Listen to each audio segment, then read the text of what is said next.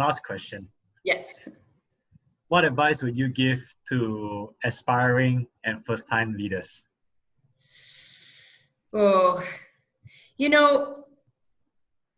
I would say, first of all, to identify what your own superpowers are and what your own dreams and goals are. Because you want to be authentic and you want to be in a position, and not to say it's always comfortable. I've been kind of promoted to positions where I'm suddenly uncomfortable and outside my comfort zone, but I'm ready for the task, kind of thing. But it's also always about knowing what are my individual skills and how can they help in this situation and how can they help me be a good leader.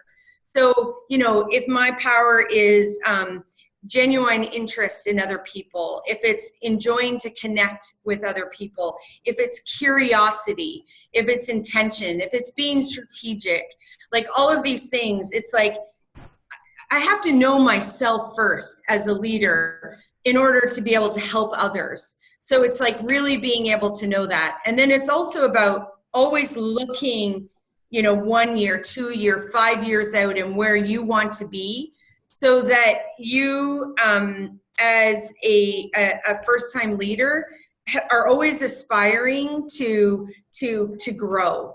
The kind of growth is important. Either growth, like when I first started here at Hasbro, my goal was just to onboard into this company and figure out how I can do my role well. Yeah. And then it became, I want to add value, even more value to this team. And then that's when I started getting people that are reporting directly to me within the organization. So it's like, but I had to know myself first. And then I had to know what my goals were.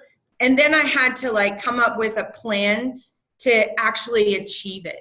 So I think as a first-time leader, really kind of know, there's the saying out there, fake it till you make it. And I believe in that. I believe get into a role, and if you feel uncomfortable, that's okay. But be willing and coachable to grow into that position as time goes on, because suddenly it will become comfortable. And if I look at even 3 years ago, the growth that I've had here has been amazing, because I came from a lot smaller companies, and it was hard at first, and it was uncomfortable. But it's about going through those, being confident in yourself, or at least kind of, I knew I was in the right role, even though it was bigger than what I was used to. So it was about getting comfortable with that role, and then also never losing sight of kind of what is the next thing.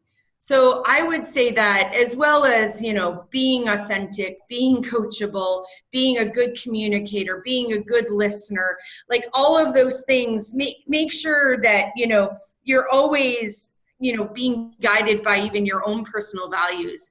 But that idea of, if you're a first-time leader, really sit and think about what your own strengths are and what your own desires are, so that you really know them. And then also think bigger, always think bigger, and think about how you can get there. What is it I need to learn? Who do I need to connect with? I'm always also about having people in your life that you aspire to be, and then learning from them, because there's no sense in reinventing the wheel, but actually looking to them and see how they got to where they are, and then start applying those things to your own life. Well, Tanya, I like how you summed everything up together. That was amazing. And I want to thank you for sharing your leadership journey with us. I know a lot of people are going to benefit from it. Well, thanks, Daniel. Thank you for the opportunity. I really appreciate it.